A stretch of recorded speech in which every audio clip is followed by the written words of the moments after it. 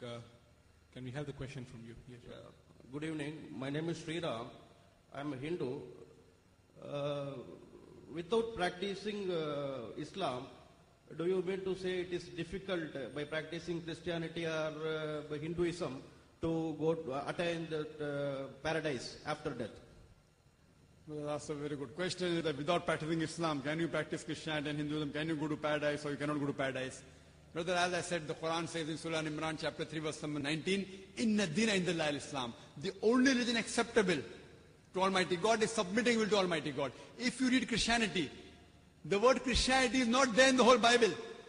Like how Hinduism is not there in the Hindu scripture, the word Christianity doesn't exist. It's not there in the Bible.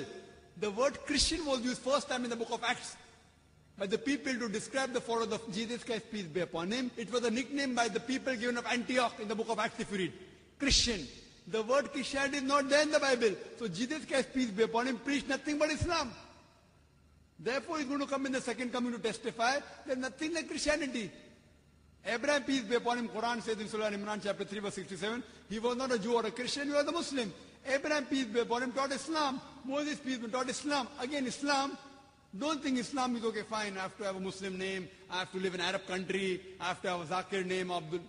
Islam means submitting a will to Almighty God. If you submit a will to Almighty God, you are a Muslim. Jesus Christ, peace be upon him, said, it's mentioned in the Gospel of John, chapter number 5, verse number 30, I can of my own self do nothing. As I hear, I judge, and my judgment is just. For I seek not my will, but the will of Almighty God. Anyone who says that I follow not my will, the will of Almighty God, he is a Muslim. So Jesus Christ, peace be upon him, was a Muslim. He preached Islam. I've given the talk on similarities between Islam and Christianity. And I've proved that even in Christianity, they say believe in one God, don't believe in Trinity, don't make images of Almighty God, God is not begotten. All from the Bible. From the Bible has proved how to offer salah. From the Bible, about zakat, about hajj, should not have alcohol, about modesty from the Bible.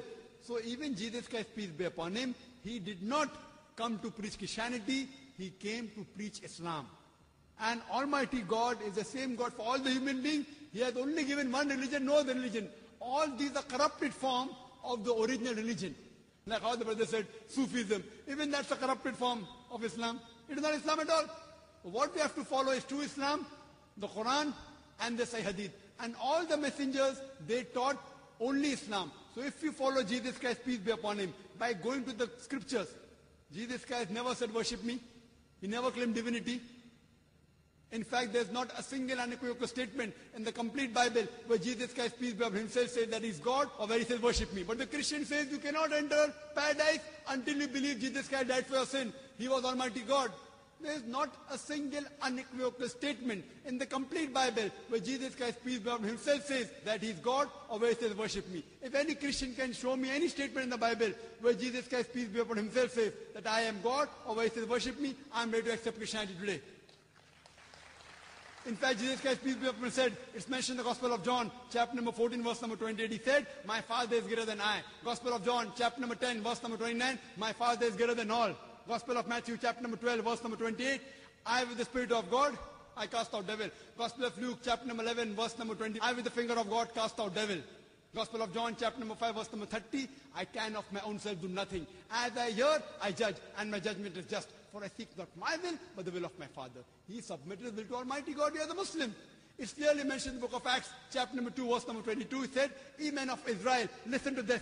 Jesus of Nazareth, a man approved of God amongst you, by wonders and miracles which God did by him, and you are witness to it.